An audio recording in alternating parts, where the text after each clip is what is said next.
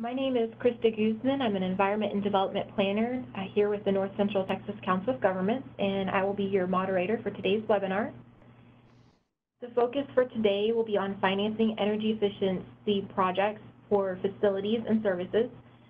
NCTCOG has focused several workshops and trainings on building the knowledge of our local government members about the resources and tools available to them to reduce energy consumption in facilities. This includes topics such as initiating energy management programs, understanding how to read your utility bills, and implementing facility retrofits. These topics all help build on an energy management program and ultimately reduce energy consumption.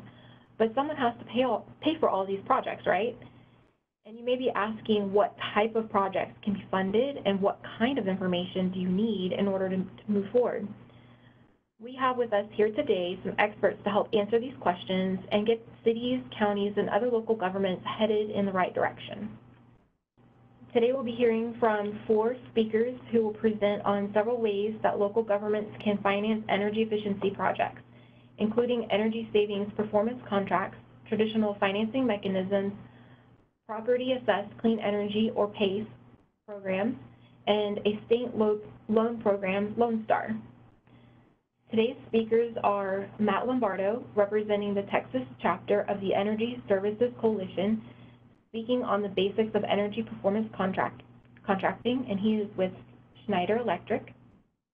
Lisa Tames will be speaking on more traditional financing mechanisms, and she is with Bank of America. We have Dub Taylor with us today, speaking about PACE and local government PACE programs, joining us from the Texas PACE Authority.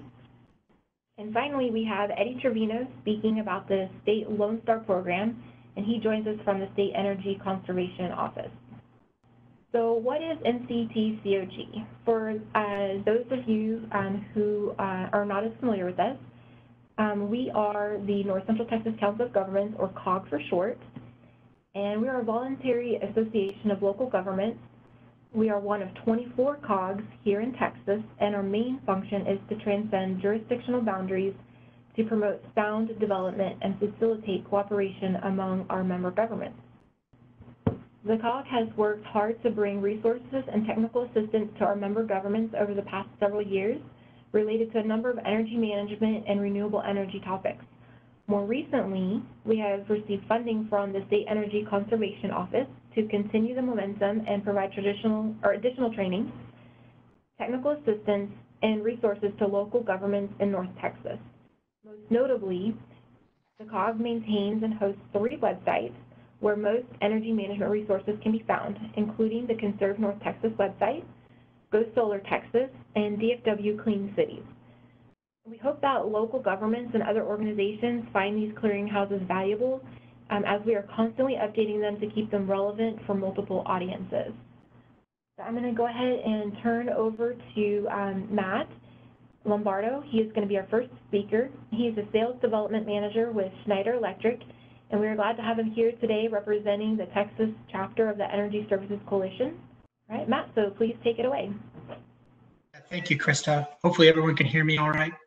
Okay, well, I will go ahead and get into this. So again, thank you very much. My name is Matt Lombardo. Good afternoon. I'm representing today the Energy Services Coalition, similar to NCTCOG. We're a voluntary association focused on educating about guaranteed energy savings performance contracting. And today I'm going to go over the definition of that process, as well as its value to public organizations such as the members of NCTCOG, and as well look at the process and hopefully take any questions that you guys have at the end to be able to bring back to the chapter and answer for you to clarify anything about this. But I do want to say this is a good timing to consider this process. It's particularly useful to organizations who are facing tight budgets. And knowing kind of the climate of things right now, tighter budgets may be coming up for you, and this may be something you want to consider. All right, so let's just talk about what the Energy Services Coalition is, particularly the Texas chapter.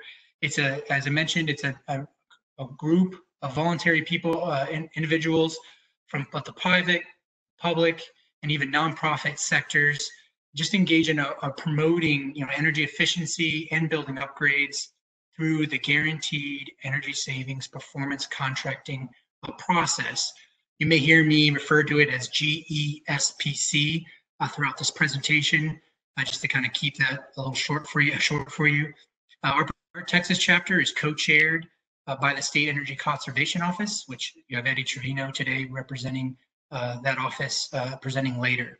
But that is co-chaired publicly and then privately as well. But you as well could be a member for this organization. For this organization, if you wanted to. Here are a list of some of those members that are participant. Okay, some of them actually deliver projects. Some of them help manage them from a public side. We encourage a lot of participation, a lot of feedback. It's really about clarifying a process and making it better. Is really what our goals are. So let's go into the basics of guaranteed energy savings performance contracting. At the core, what is the definition of it? Well, first I want to note that this process has existed for at least the last 30 years. And it's been defined in many different ways over that time period. I would say recently we've culminated a lot of definitions from the Department of Energy, TaxexCOG, and the private sector into a definition that is probably all encompassing, which is it's a procurement method for energy, water, renewables, and resilient capital improvements that uses guaranteed utility and maintenance savings to pay for the cost of the improvements. And the key word is there, the guaranteed. So your organization as a public entity, you're not having to be responsible for the results of this project. The energy service company that's providing the project or doing the performance contracting is guaranteeing that those savings occur so you can pay for the improvements that you make. It's been around, as I mentioned, for a while, so there has been some misconceptions about it over the time period. And we always like to hit those head on and understand what those are and educate. One thing that has been noted is sometimes people think of it as just a way to save money. It's not a way of only saving money. It's really a redirection of costs. As I noted previously, utility and maintenance costs are a primary source to have a positive environmental impact inside your facilities. It's not a financing mechanism. You're going to hear from a few presenters later about different financing mechanisms that can be used to do a GESPC project. It's a procurement method. It's a project delivery method too, is another way of thinking of it. It's not going to pay for all your needs with energy savings. I know having worked with a lot of public entities, there's so many needs facility-wise, deferred maintenance-wise that exist. It can take care of a lot of those needs, but it often doesn't take care of all of them. So we don't want a misconception around that. But we do know sometimes people think it's too good to be true, mainly because of the ability to transfer the risks to a different organization and being able to reallocate costs. And I will say it's not too good to be true, mostly because it's regulated and it's regulated well, and the procurement method is well defined and has been executed over the last 30 years, and it's been executed with a lot of success. And here's some codes that define this procurement method, GESPC process. I will say that all of them are pretty standard to each other. They're all standardized. And if you want to learn more about about the process in general, you can go to these codes and kind of look through the steps that they outline you take. Today, I'm going to give a real high-level overview of those steps and that process. For more information, of course, you can reach out to the Energy Services Coalition in Texas, or you can also look at these codes. I want to make sure to provide that for you as well. When you think about what this process does for your organization, one thing that I've seen a lot of public entities really value is the ability to address deferred maintenance, to either reduce or eliminate some deferred maintenance challenges that exist in their facilities, modernize their facilities, overcome a lot of budgetary constraints, maybe even some expertise and capacity constraints that exist within your organization. And maybe most importantly to some of you is mitigating and eliminating the risks of any sort of capital improvement project. Whether it's going to perform or not, you can have a concern about that.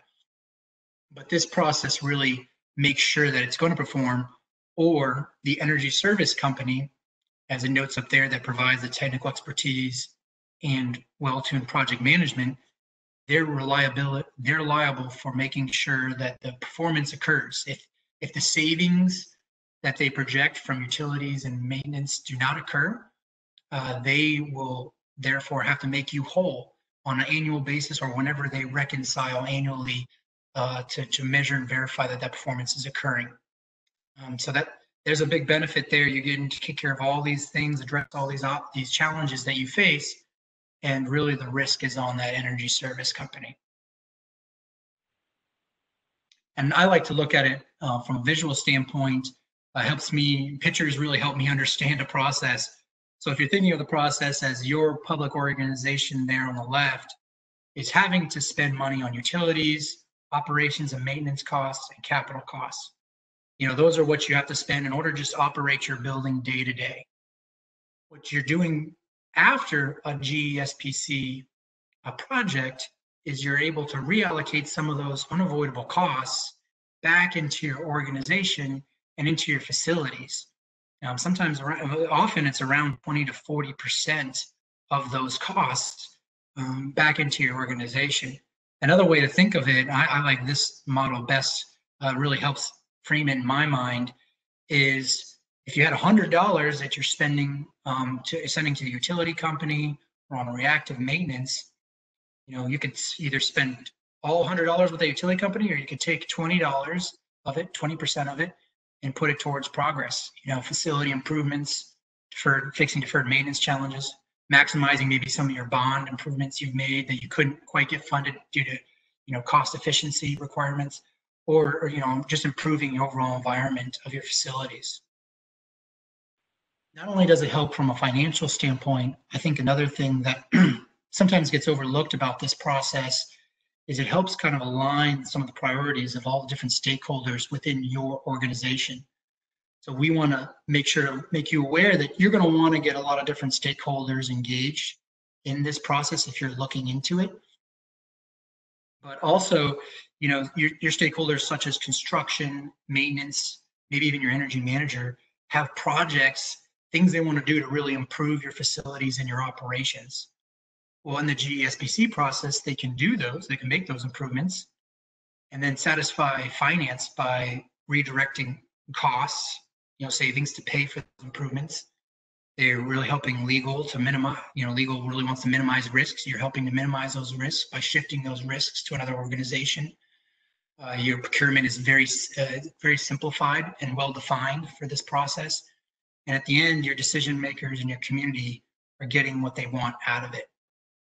We've seen this to be the truth, over the past 30 years of doing these projects, whether it's my organization or other organizations who have implemented these projects. Now you've gathered a team together of stakeholders. I wanted to kind of walk you through the process, and it's pretty lengthy. We got 9 steps here. I don't want to get in depth on any one of these, obviously a time limit here, but I wanted to at least overview it and give you the start of it. The start of it is really building your internal team.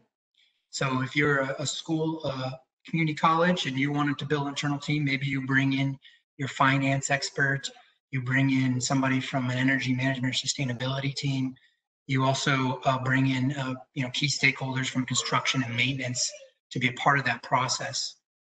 And now that you have this team internally, you can look to work with an external team, whether it's the State Energy Conservation Office or an energy service company, to do what we call a preliminary audit. And that's a high-level overview of what opportunity exists at your organization through the GESPC process. If that looks attractive to you and you want to move forward after doing that free assessment and getting what maybe deemed as a business case to move forward, you could then decide to select an energy service company partner. Well, in order to select them through the legislation, they require you to do a RFQ, a request for qualification, on selecting that right partner. And then you move forward with what is the investment grade audit. This process is, I like to think of it, investment grade audit is a fancy name. I like to think of it as project development and design. It joins in, and the energy service company and your organization has worked together to develop a guaranteed energy savings performance contracting project that makes sense. In that process, you'll fully define what your scope is. You'll determine exactly what the costs are, the savings opportunity, the financial impact. And before you really put together a final project, shovel-ready project, I would say, you submit that, and that gets submitted for review by an engineer, third-party review, and we're in step 7 up there. And then once it's reviewed and you want to move forward, you can approve to move forward with the construction of that project. A little bit different than maybe other construction or capital improvement project implementation processes. In this process, there is a substantial post-construction measurement and verification of performance. As I mentioned earlier, there's a guarantee here that the energy service company the things that they implement have to perform a certain level. And if they don't, they have to write you a check for the difference of those savings that need to be occurring. And so they have to really define with you and work with you on how they're going to measure and verify that the performance occurs. And so work with you ongoing to make sure your project is performing the way you intended it to perform. I wanted to really step into 2 parts of this process a little bit more.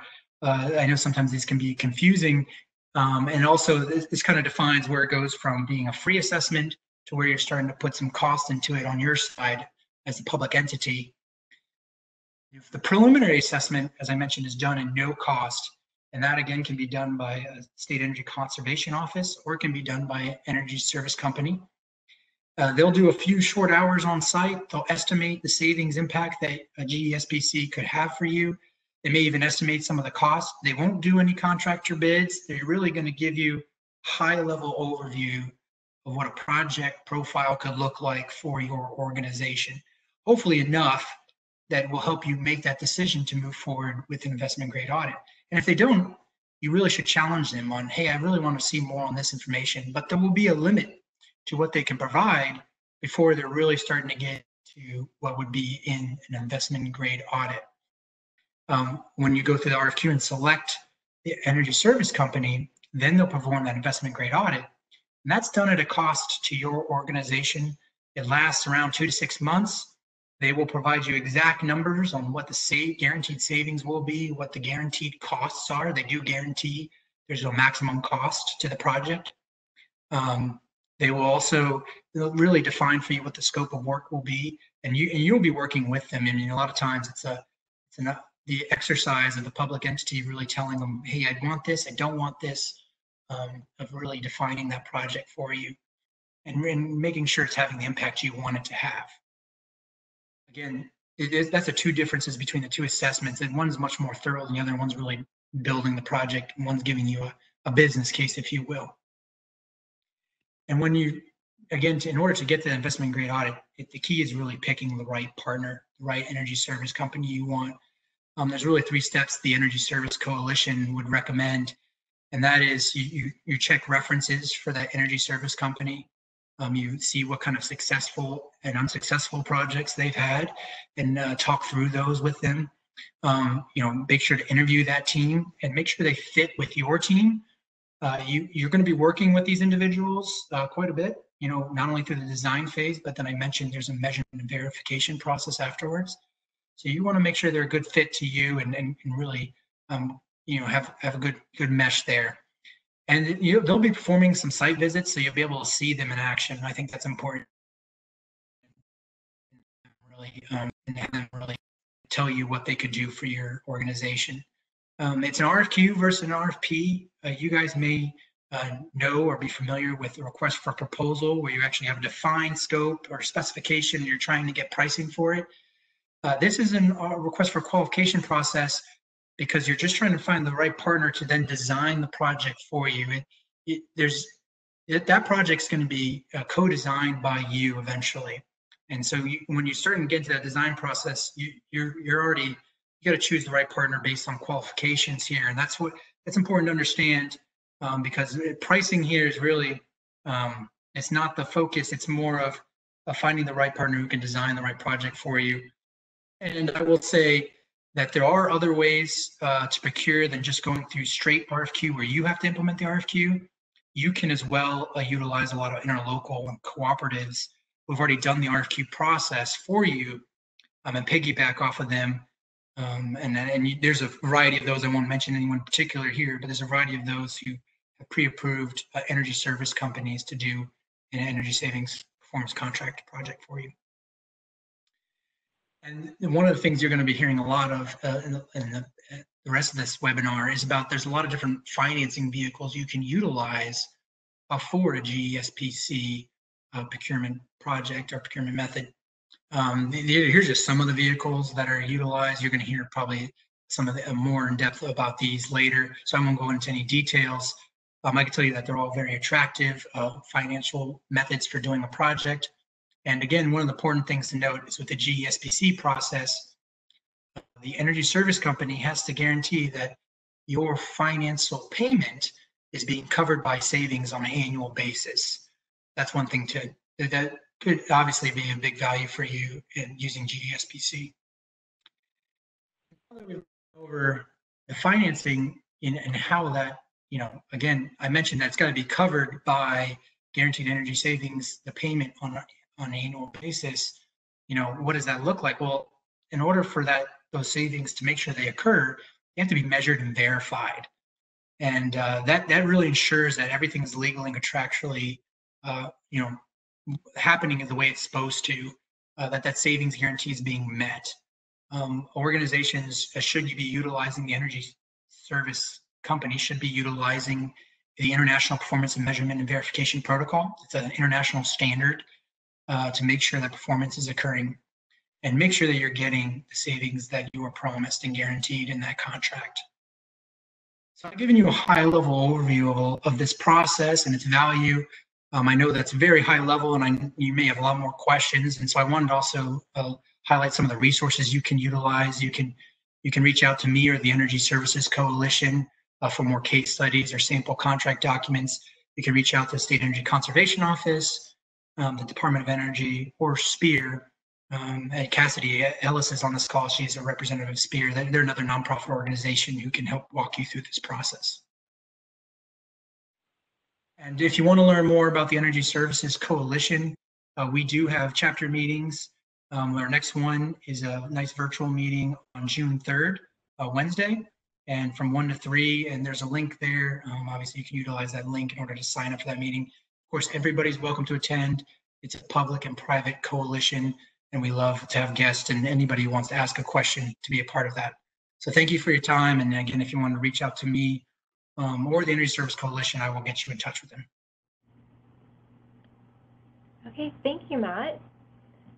So our next speaker is going to be Lisa Tames. Lisa is a Senior Vice President of Energy Services with the Bank of America, and we're glad to be having her joining us also as a representative of the Texas chapter of Energy Services Coalition. Just as a reminder for anyone who has joined us after who may have joined us after we got started, if you'll put your questions in our chat box, we will address all of the questions at the end. Okay, Lisa, you can.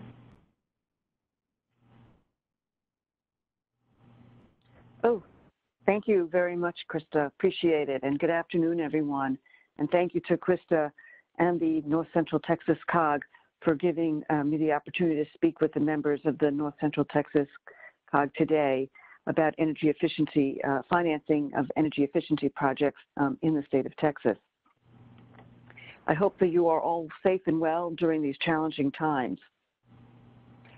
Today, I'm going to introduce you various forms of financing that can be used for energy efficiency and guarantee GESP projects, as well as other energy projects such as solar.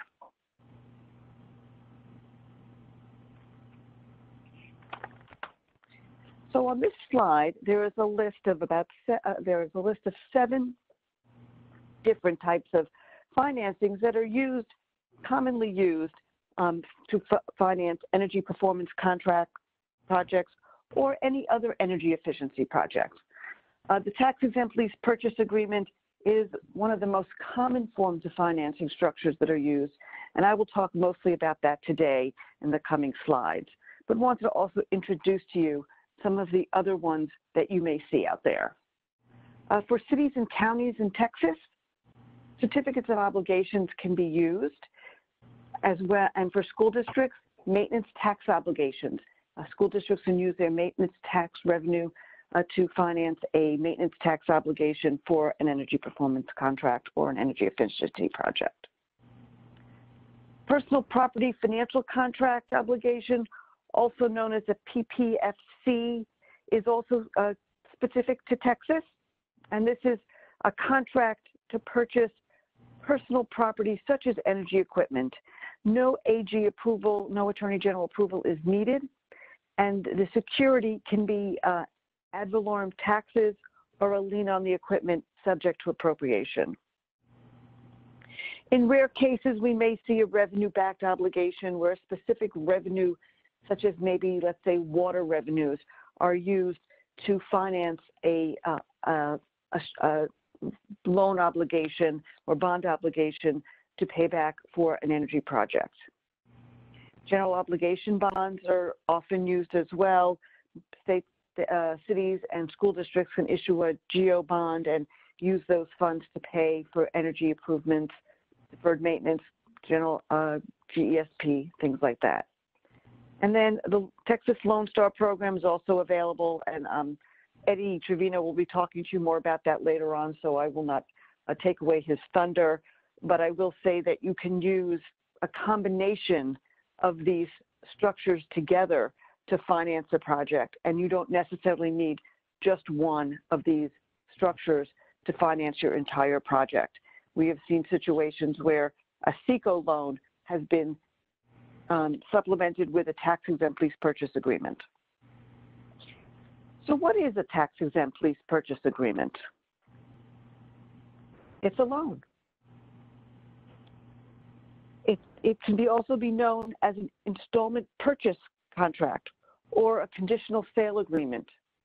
These are common other terminologies used. It's not unusual that a tax-exempt lease purchase agreement may be used to purchase school buses or computers for a school district, or police cars or a fire truck, or desks. And so this type of structure can easily be used for energy efficiency projects or a guaranteed energy performance contract. It's basically a financing mechanism for asset acquisition. One of the fundamentals of a tax-exempt lease purchase agreement, also known as a TELP, is the non-appropriation clause. And this clause in the agreement states that the city or the school district or the county, they need to budget and appropriate each year the payments to make those lease payments in order for the agreement to continue. And so that gives the entity the ability to appropriate those funds each year. The title to the equipment is held by the lessee or the municipal entity. You own the equipment. You're just providing the equipment as collateral towards your loan, not unlike a mortgage on your home or a car loan. You own the asset, you own the house, or you own the car. The bank gives you a loan to purchase it, and you give them that asset as collateral. And municipal entities have the ability to borrow what we call a tax-exempt basis, because the lender does not have to pay taxes on the interest income that they earn on the loan or the lease, the TELP. They are able to provide that savings on to the municipal entity in form of a tax-exempt rate, which is a lower interest cost than they would charge a commercial or corporate customer. And so here are the advantages of a tax-exempt lease purchase agreement. So you can borrow 100% of the project cost to pay for the project. So you don't have to put any capital into the project in order to borrow money. The lender will give you 100% of those costs. And so it allows you to acquire all this essential equipment, such as energy equipment, as it is, as I said, a form of equipment acquisition. Looks like there's a little issue with the slide here. I apologize that with the formatting. So also you can finance the financing term can equal the average useful life of the equipment. So if the equipment has a long useful life, such as HVAC equipment and LED lighting, it's not unusual that these loans are 15 to 20 years. And right after that note is flexible payment structures. So you can structure the payments to work within your budgetary needs. You can have them monthly, quarterly, annual, or semi-annual. You can have them match the same time you make your bond payments, or if you want to make those lease payments right after you get a big tax collection, you can structure it that way. And you can also have the payments match the savings that you may garner from an energy performance contract. So it's not unusual when we're financing energy performance contracts that the payments are escalating, where they go up every year as they match the savings that are guaranteed by the ESCO. Because there is the non-appropriation clause, because the municipal entity needs to budget and appropriate those funds each year, in most cases, voter approval is not needed. So it makes it a much more flexible and easy form of financing, as the timing is shorter. Transaction costs tend to be low. There's no underwriting fees, and in most cases, the lender will charge you maybe a small legal fee or eat the legal fees themselves. So the COI, the cost of issuance, is quite low and makes that a much more attractive form of financing. Some cases, some lenders will lock the rate for you. And I'd say before these challenging times, I saw some financial institutions with lock rates for as long as 6 months. We're seeing those 6-month rate locks shorten to anywhere from 30 days to 3 months. But this gives you a sense of assurance that what your rate is going to be. So when you go to your school board or city council meeting for approval, you can let them know exactly what the rate is. They will know exactly what the payments are, and there's no uncertainty. The process is pretty simple and flexible. The lender, in most cases, will work with the municipal entity in their timing with respect to board meetings and be able to set a closing date that works for all parties. And now, in these times of what we expect to see is reduced capital budgets, we're expecting municipalities to really relook at their budgets, and especially at their capital improvement plans. And this is using this tax-exempt lease purchase agreement would be one way to stretch those budgets and use those reduced funds to make lease payments on a project that they couldn't do, that they may have paid cash for. So here is a diagram of how the lease purchase agreement would work with an energy performance contract that Matt had described. So on the left side, you have the ESCO and the agreement that you would enter into with the energy performance, with the ESCO, with the energy performance contract. And that agreement is between the municipal entity and the ESCO. And then you separately would procure financing with a lender and use, let's say, a lease purchase agreement. Those two agreements are not together. They're not connected. They're two separate agreements. And these are some types of project profiles that you may be able to use a tax-exempt lease purchase agreement for an energy performance contract, to finance central utility plants, use for solar. It's not uncommon that some municipal entities, instead of using a PPA, may choose to use a TELP to finance their solar projects. And that way they own the solar panels and they're theirs. and we've seen quite a number of those projects being financed with TELPs. Deferred maintenance is also another type of finance things that you can be used to finance, to do those deferred maintenance projects, is use a TELP. I see there's a question about solar projects and solar panels. And yes, and so if a lease purchase agreement, the solar panels can be used as collateral for a TELP, absolutely. What are the typical, do you mind if I answer the questions, Krista? Is that okay while they're coming up, since they're pertinent to what I'm talking about, or would you like to wait till the end?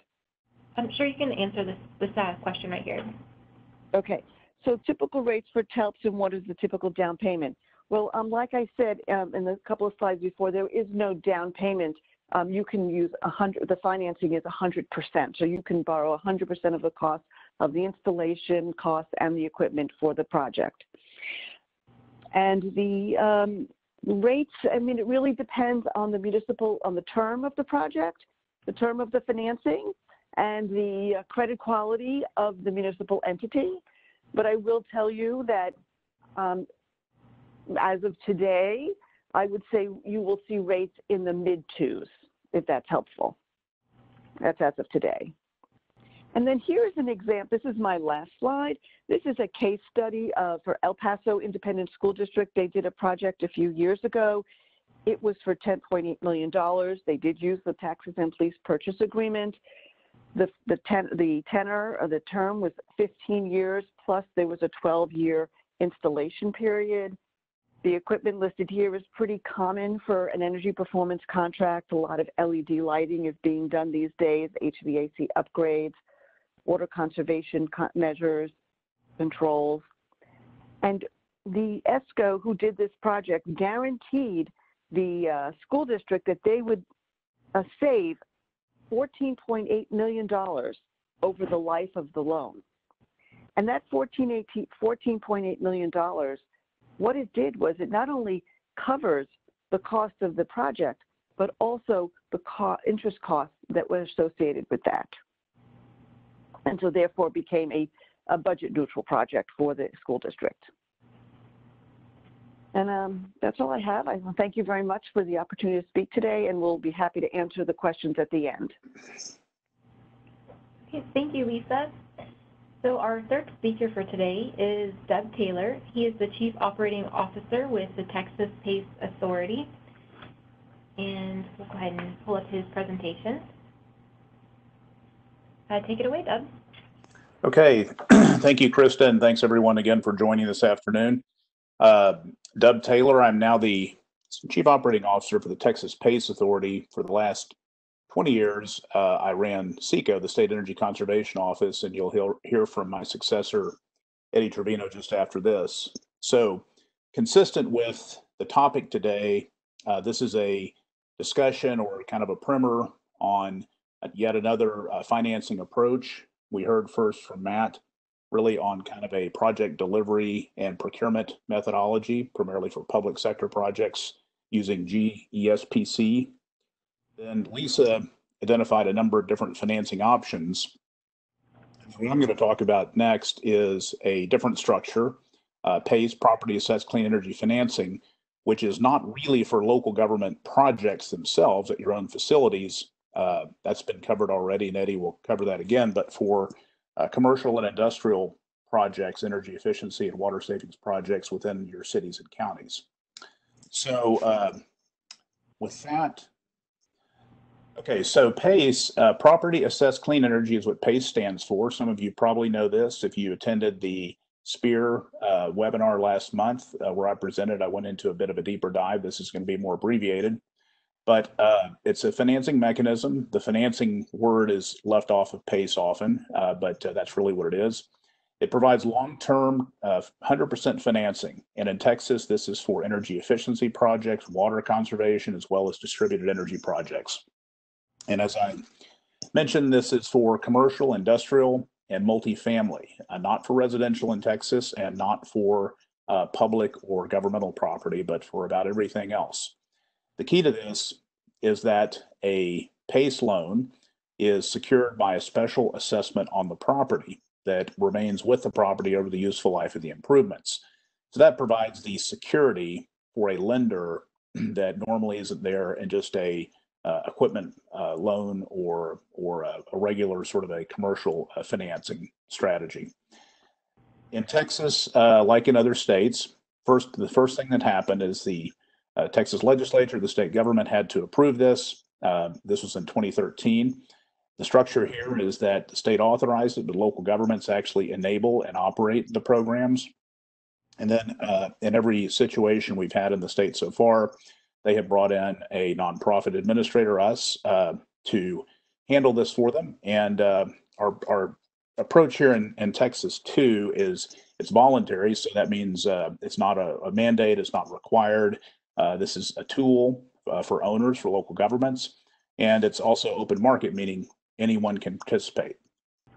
It really is a win-win-win. You hear this over and over again, but property owners benefit by increasing the efficiency of their buildings, reducing operating costs. The contractors, this is a new source of business opportunity for them.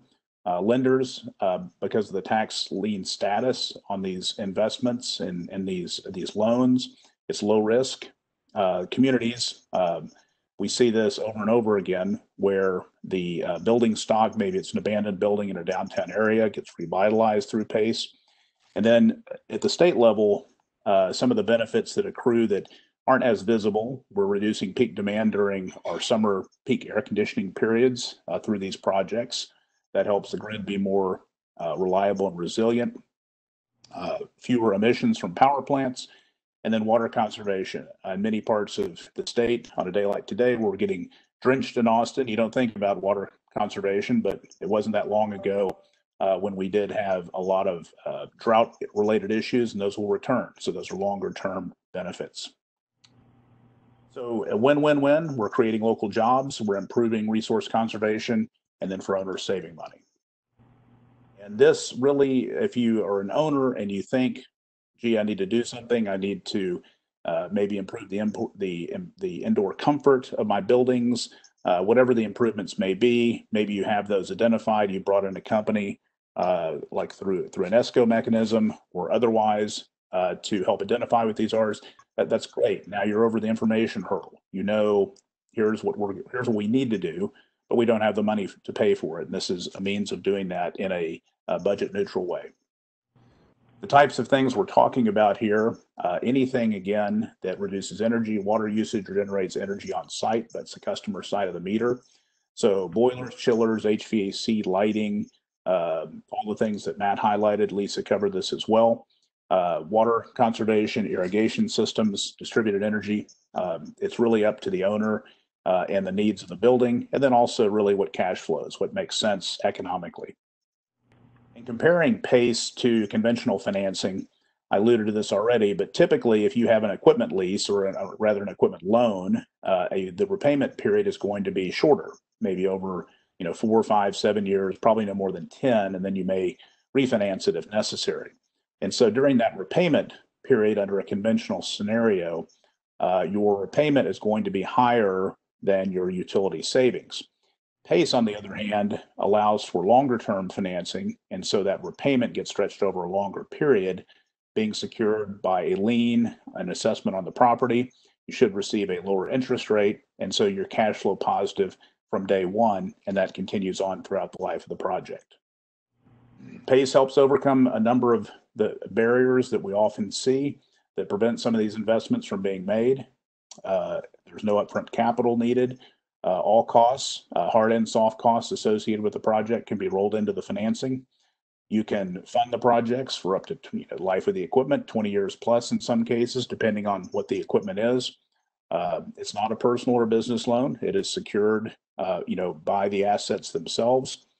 In a triple net lease scenario or an apartment scenario, because this is an operating cost, these costs can be passed to tenants. The tenants are then receiving benefits by paying a lower share of utility bills. So it works well in those scenarios. And then another key to this is because the assessment is on the land itself, the property itself, it conveys with ownership. So that means that, say, a commercial property owner that is expecting to get a full return on their investment within their ownership period, it could be 2, 3, 5 years, they may be unwilling to make that investment because they're not going to see all of the payoff during their ownership time. And under a PACE scenario, that original owner receives benefits during their term. They're paying offset debt related costs. And then the next owner receives benefits and has offsetting, has costs and benefits that offset. So transferable is a key feature as well. If you look at a couple of the financial scenarios here, and this is pretty typical, again, going to the notion that there's no capital investment required by the owner and that generates positive cash flow immediately. On a $1 million investment, if you look at the 3 lines here, the self-funded option, the yellow line that goes down, means that you have cash and budget to make these investments. Well, you can do that, and that's great, but that means you no longer have the cash for other things. So you go negative immediately, budget-wise, but then you begin receiving benefits immediately. Under a conventional loan option, again, you may go a 4 or 5 year term where you have debt service, and then you begin receiving the benefits. In a PACE scenario, if designed this way, you can actually be cash positive from day one, and that's the blue line. What we're seeing in Texas since, again, 2013, there was a sort of a slow startup because a lot of the guidelines had to be developed, and there wasn't a lot of activity, a lot of transactions initially. That has changed. The types of properties that we're seeing improved. Majority of these are commercial and retail, some commercial office, hotel, a little industrial, some nonprofit. And then as far as the type of work that's being done, about half energy efficiency, sort of standard blocking and tackling type stuff, HVAC, lighting, controls, some building envelope improvements, because that matches up well with a longer term financing scenario, water conservation, and then distributed generation. The bar chart on the right side shows how PACE is really growing. And from from the first transactions in 2016 until 2018, you can see we're about $40 million of investment. In 2019, we doubled that. And so there's really been this inflection point. In 2020, in spite of COVID shutdown related work, we're still seeing projects. We closed 2 in Galveston last week. So this still continues. There's a tiny green bar at the top of that 2020, and that represents the new projects. Those are still coming in. So this is a viable financing strategy, even with the current challenge that we're all seeing right now. And in Texas, we have 46 different jurisdictions that are currently offering PACE. Majority of these are at the county level. Some are city level as well. Over $100 million invested, and more than half the state covered by one of these areas. The process for local adoption is really kind of 3 phases. The first thing is that a report is posted by the local government on how the program will work. This is a pretty uniform report on the Texas PACE Authority's website. We have this information, everything that has to go into that report. Then there can be a public meeting, a briefing, bring in stakeholders to share their opinion on whether the city or county or local government should adopt the program. They pass an intent resolution to adopt it. Then there's a second public hearing. It has to be at least at the next scheduled hearing, so that there's again an opportunity for comment on this by the public. They then pass a resolution to establish the program, and then they select an administrator. So that's what all of the 46 cities and counties on the previous slide have done so far. Our group, the Texas PACE Authority, sits in the middle between local governments, property owners, capital providers, and service providers, and we facilitate the program. We sort of, I don't know if we coach it or quarterback it, but there's probably some sports analogy there. We do not have a stake in any of this. We don't provide the financing, we don't do the work, we don't own the buildings, and we don't have the local authority. So we facilitate and work on behalf of the local governments to operate the program. The streamlined process on how the projects themselves work is the first thing is the owner finds a contractor to help them identify what the project needs to look like. They then find a capital provider, again, being an open market scenario, all of that comes together. Then they apply to the PACE program. We review the information, and then the project moves forward from a funding perspective. The projects themselves, pretty straightforward. The contractor does an energy analysis. This can be the owner too, if the owner has the capabilities in-house. Then in Texas, the key function here, the ITPR, Independent Third Party Reviewer, is a Texas licensed engineer that does a review of all the savings that are in the initial technical report to make sure that it all lines out and that the savings should materialize. Moves on to project construction, and then after the construction is completed, the ITPR makes a second visit to ensure that everything was installed as planned, and so the savings will accrue as realized, or as projected rather. And even though this is commercial and industrial focused, nonprofits certainly can participate because they are commercial buildings. The very first project was this Congregation Beth Israel in Austin, a pretty basic project with HVAC and controls. They were able to use some utility incentives, and the assessment, about $450,000, reduced their utility savings by utility costs by about 20% annually. A project in the Dallas area. Here we go. Thank you. So Butler Brothers building, this is, as you can see, just in front of City Hall in Dallas. This is an old building that had been abandoned. A developer came in, wanted to basically renovate the whole thing, repurpose it, turn it into condos plus a hotel. Over $100 million project, top to bottom. PACE funded a portion of this. Plumbing fixtures, windows, roof, you name it. They were also able to bring in some historic tax credits to help keep the cost down, and utility savings averaged 40%, significant electric and water savings. Okay. And this approach is not unique, where PACE may pay or may cover a part of the capital needs of a project. So in this case, again, over $100 million. PACE essentially was used here in place of a mezzanine loan, and PACE was about 6%, 6.13% versus mezzanine 15%. That brought the average weighted cost of capital for the project down from 9.3 to about 7.5%. So very advantageous on a project this size.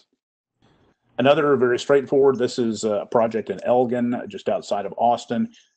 Simple rooftop solar PV, single measure, pretty easy to calculate what the benefits are. They're able to bring in a USDA incentive, and then also a very significant utility incentive from Encore, which also serves the majority of the North Texas area. Electric savings for this project, about 26%. South of Dallas, Corsicana, this was a manufacturing facility that was being repurposed for a different type of manufacturer. They were able to use PACE for the mechanical systems that needed to be upgraded as part of this. That resulted in 75 new jobs to the Corsicana, Navarro County area.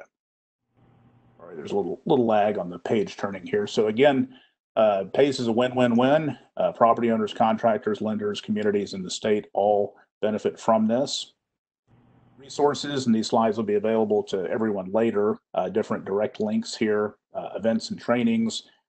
PACE Nation is the national organization that represents the different states and local PACE programs. Department of Energy has information, as does CECO.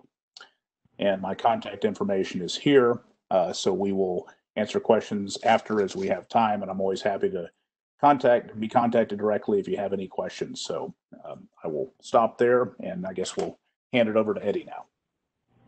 Yes, thank you so much, Doug. That was great.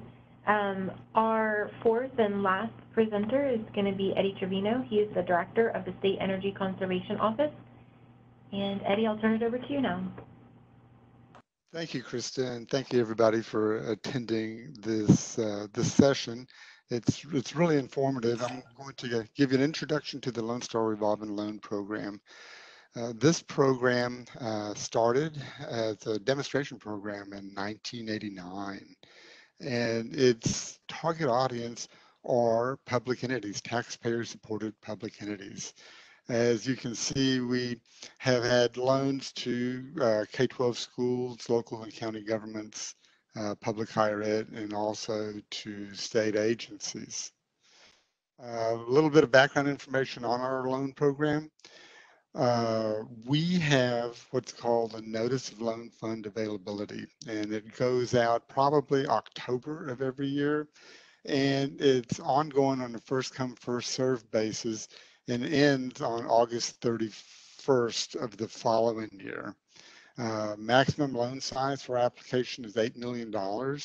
And if you use a different bucket of money, these are repaid ARA dollars, we'll see there's a minimum loan size for funding that uses those funds. But if you use the standard bucket of money for our Lone Star program, then there is no minimum loan size. You can have up to 3 loans in an application period. So if you have a very large project, you can actually break it up into 3 projects. So that gives you the capabilities of getting up to $24 million in a single application period, which is significant. Our loan payback requirements, it's 10 years or less for any project if the HVAC portion of the project is less than 50% of the overall project. And we go up to 15 years if the HVAC portion of the project is actually over 50% of the overall project. And in addition, each component of the project has to pay for itself within the estimated useful life of that component. And what that means is that every element of the project makes financial sense, and then the overall project has to meet our maximum payback requirements. In the application period that we're in right now, which is still open until August 31st, for the general fund, our annual rate of interest is 2%. And for our repaid ARA funds, the annual rate of interest is 1%. There's a reason it's 1%, and that's because there's a heavy lift for reporting requirements associated with that. So if you've never done a loan using or never participated in the ARA program, you probably want to stay away from that bucket of money because of the reporting requirements. As I said before, applications on a first come, first served basis, and our open enrollment period actually ends on August 31st of this year at 2 p.m. Here's the statute regarding who's eligible to borrow, and you can find it in the Texas Government Code as well as the Texas Administration Code. One of the criteria, and we have a couple, and it's pretty fundamental, the improvements have to be permanently affixed to the property, and the entity or the borrower must own and occupy the property where the improvements will take place. In addition, like everybody else, we have third-party review. They take care of our check and balance, which protects us, and at the same time, it protects the borrowers as well. You can see we've had over 306 loans over the life of the program, over $532 million in loans, and there's been savings of over $647 million. The good news is we've never had a loan go bad in the history of the loan program, so we've never had a default. And my job is to make sure that doesn't happen going forward. You can see the distribution of the loans between the different entities. I know we've got the City of Dallas who's on the call. They've actually had 8 loans through our program. And I know we've got Dallas Community College District who's also on the call. And we've had 8 loans that we've made to community colleges over the life of the program. So they play a big role in our program as well as the other entities. Where you find us is you go to our homepage, and on our homepage there's a box called SECO Funding Opportunities. You click on that hyperlink, that will take you to the details of our funding opportunities. what you want to do is make sure you sign up to receive updates so that not only do you get notified of our loan opportunities, but you get notified of any other funding opportunities that we have, because everything is posted on this website. Here's the details for our notice of loan fund availability on the Lone Star program. You can see that the open enrollment period is through August 31st. At the end of August 31st, what happens is that any loan that has not been approved or dollars committed to that project, what happens is those applications will die, and then the borrower or the applicant will just have to resubmit an application in the new loan fund period. So make sure you sign up for the notifications so you can see any funding opportunities that we have that arise that may impact you. This is the process for the Lone Star program. On the left, you can see this is all pre-construction activities. You can see we have our application. You've heard reference the investment grade audit. That's what we call our utility assessment report. Once we commit funds for a project, the applicant has 140 calendar days to complete that utility assessment report, and that's to complete and submit it. If you don't make that 140-day period, it cannot be extended, and it means that you go back to the end of the line in terms of the applications.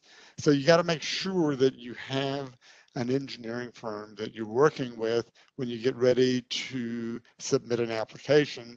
That way, when we commit funds to the project, you're ready to go. Our utility assessment report is reviewed by third-party engineers. We've got 3 that we're contracting with right now. They'll review the utility assessment report. They'll check to make sure that the proposed project meets our Lone Star technical guideline requirements and that pricing is reasonable and fair. And once they complete their review, they'll let us know that it does meet those 2 requirements. It also meets our payback requirements. And at that point, we complete a loan agreement.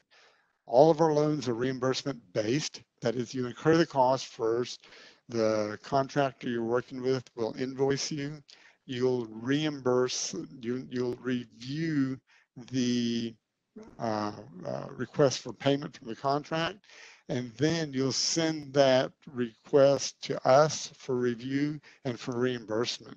Once we review the reimbursement request, we'll reimburse the borrowers, and then the borrower will in turn pay the contractor. And you can see that we're hands-on during the project. During the design phase, after the loan agreement's been fully executed, we have third-party reviews check the design at 50 and 100% completion of design. During the retrofit activities, we have the third-party review at 50 and 100% completion of the retrofit activities. After we complete the 100% inspection and the borrower receives all of their warranty information for the equipment that's been installed, and our 100% inspection also includes that insurance that the equipment is operating as intended. At that point, we'll send a loan repayment schedule to the borrower. Our repayments are quarterly, and that's based on the state quarters. So it's the end of November, the end of February, the end of May, and also the end of August. And whatever the simple payback is in the utility assessment report for the project, that is the loan term. So it's pretty easy to follow. Our Lone Star technical guidelines, if you haven't reviewed them, you want to make sure that your engineer is familiar with them before applying for a loan. It is prescriptive in nature, and so you don't want to get caught up in going your own way, because we have to make sure that all of our utility assessment reports are uniformly created and uniformly presented so they can be uniformly reviewed. And it protects us. It also protects you, the borrower. You can see, like everybody that presented before me, it's the standard retrofit activities.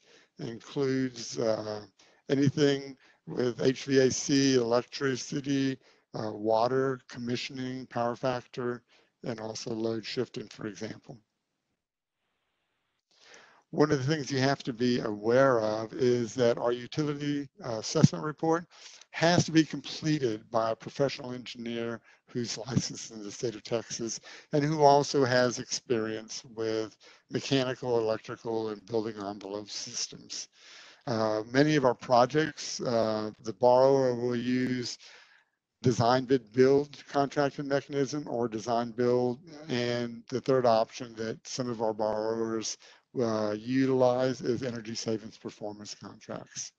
And things to remember is that before the loan is executed, you cannot incur an expense that you want reimbursed on the project. The only exception to that is the cost of the utility assessment report preparation. That can be rolled into the loan if you'd like. But anything else, don't incur expenses in the project until a loan agreement is fully executed. And all itemized costs are supposed to be, all costs that you want reimbursements for, you have to itemize. You can't just put a blanket invoice. So the contractor has to itemize what the costs actually incurred on the project relate to. All of our projects have to be have a Texas Historical Commission review, and so that's to ensure that there are no historical commission or historical compliance issues on some of the projects. Some of the schools we deal with are way over 45 years old, and some of the buildings we deal with are 45 years old. There's an online system for taking care of this review by the Texas Historical Commission. So just remember that we require that for every one of our projects. I'm going fast. Here's my information. If you have any questions, please feel free to contact me either by phone or by email, and be happy to address any questions you have. Krista, that's all I have. Okay, thank you, Eddie. So we have about 2 or 3 minutes for additional questions. If anybody would like to put their question in the chat box, we will try to get that answered. We do have one that was entered when Matt was speaking, and it came from Frank Yerba, who asked, who determines what energy savings projects do? I don't know if Matt, if you want to answer that? Yeah, Fred, energy savings projects you do are ultimately decided by the public entity really procuring the project.